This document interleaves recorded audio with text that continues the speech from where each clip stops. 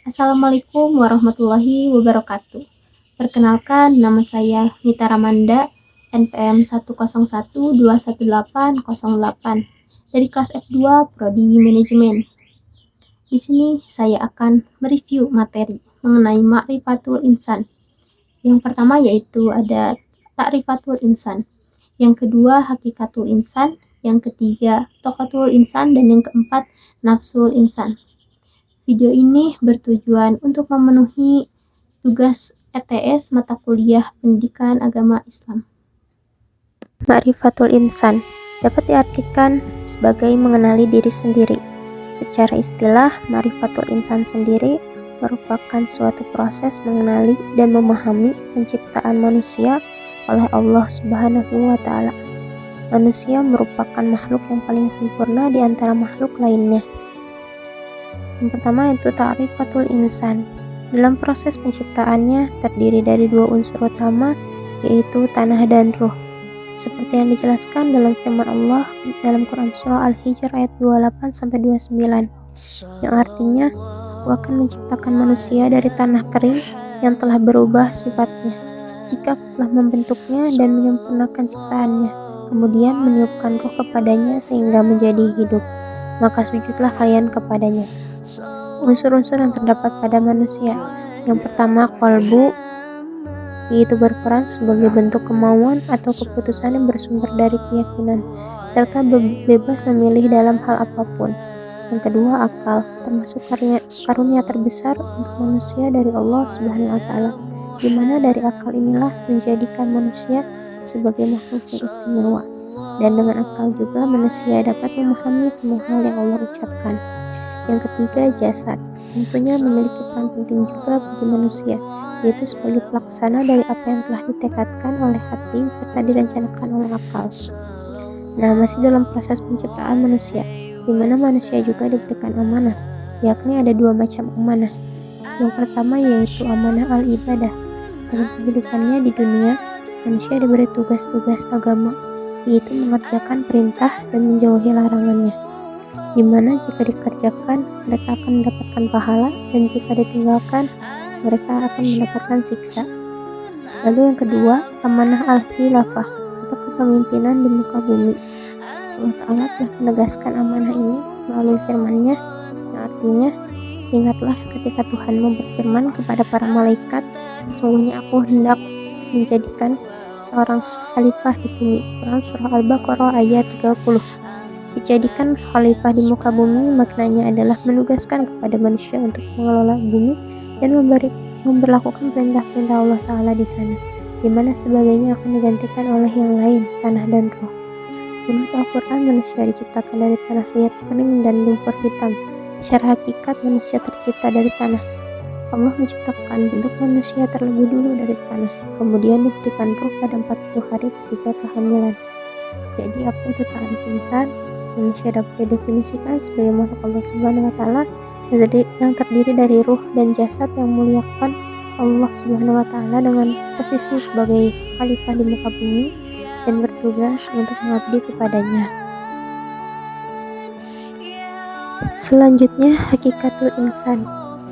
Ketika terdapat pertanyaan, siapakah aku? Untuk apa aku diciptakan di muka bumi ini? Jawabannya yaitu, hakikat manusia dalam Islam merupakan suatu keberadaan yang mendasari ciptakan manusia yang telah diberi amanah untuk mengatur bumi atau menjadi khalifah, yaitu untuk mengabdi atau beribadah kepada Allah Subhanahu wa Ta'ala. Sebagaimana firman Allah Subhanahu wa Ta'ala dalam Quran Surah Al-Zariyat ayat 56 yang berbunyi, Bismillahirrahmanirrahim. Wa ma khalaqtul jinna wal insa illa liya'budun. Yang artinya, Aku tidak menciptakan jin dan manusia melainkan agar mereka beribadah kepadaku. Maksud ayat tersebut yaitu untuk tujuannya kita diciptakan sebagai manusia untuk beribadah kepada Allah Subhanahu wa Ta'ala. Selain itu juga hakikat manusia sebagai makhluk yang mulia memberikan makna bahwa penciptaan yaitu bentuk dan yang diciptakan adalah pihak yang ditentukan. Selanjutnya yaitu toqatul insan.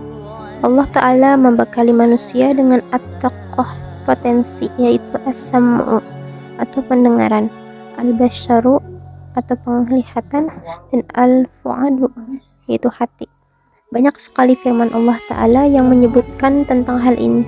Di antaranya adalah dalam firman Allah Quran Surah Al-Mulk ayat 23 yang artinya, katakanlah dialah yang menciptakan kamu dan menjadikan bagi kamu pendengaran, penglihatan, dan hati, tetapi amat sedikit kamu bersyukur.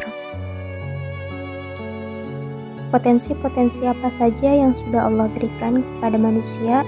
Di antaranya potensi-potensi yang telah dianugerahkan Allah Subhanahu wa Ta'ala kepada manusia adalah yang pertama yaitu pendengaran, penglihatan, dan hati.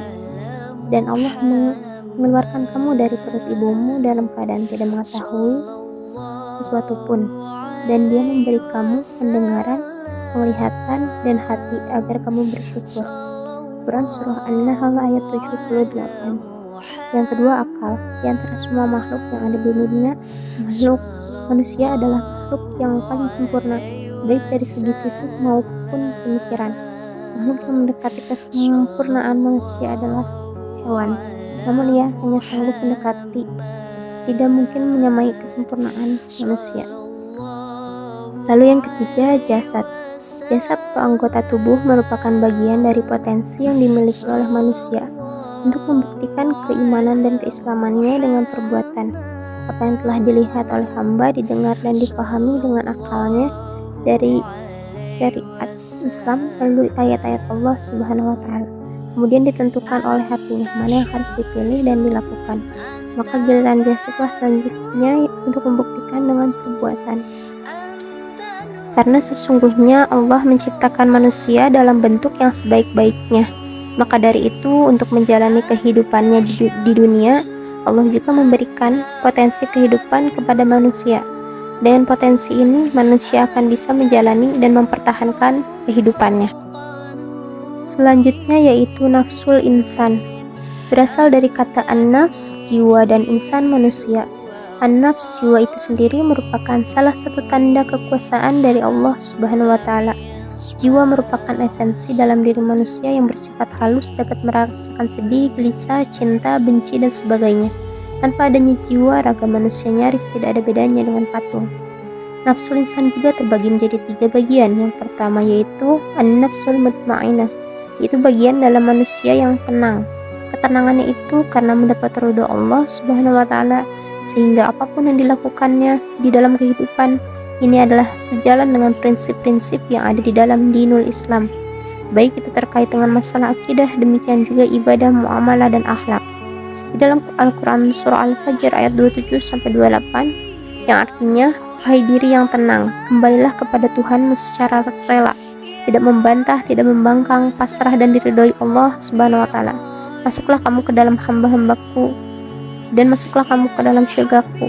Ini kalau kita banding dengan jasad sebagai tubuh kasar atau fisik manusia, ini manusia yang memiliki sehat jasmaninya, tidak sakit, tapi yang memiliki kesehatan prima yang tidak diganggu oleh berbagai penyakit. Yang kedua disebut dengan an-nafs al-lawamah. Dalam surah Al-Qiyamah dijelaskan yang artinya, aku bersumpah dengan hari kiamat, dan aku bersumpah demi jiwa yang selalu menyesali dirinya sendiri. Apakah manusia mengira bahwa kami tidak akan mengumpulkan kembali tulang belulangnya, bahkan kami mampu menyusun kembali jari jemarinya dengan sempurna? Lawamah ini dari arti bahasa yaitu selalu melakukan cercaan. Ini berarti diri yang melakukan penyimpangan. Tapi apabila diri ini melakukan penyimpangan, ia masih mampu untuk menerima nasihat. Lalu yang ketiga disebut an-nafs la'amaratun bisu, diri yang amarah bisu, yang selalu mengajak kepada kejahatan, mengajak kepada penyimpangan, mengajak kepada keingkaran dan kemaksiatan. Diri yang seperti ini sebenarnya akan mendapat ganjaran yang negatif dalam kehidupan dirinya. Ia akan melakukan berbagai bentuk penyimpangan, baik penyimpangan kolbu dalam gerakan kolbunya, gerakan lisannya, demikian juga dalam gerakan anggota badannya. Karena itu dalam pengelolaan an-nafs kita bersandar kepada kasih sayang dari Allah Subhanahu wa Ta'ala.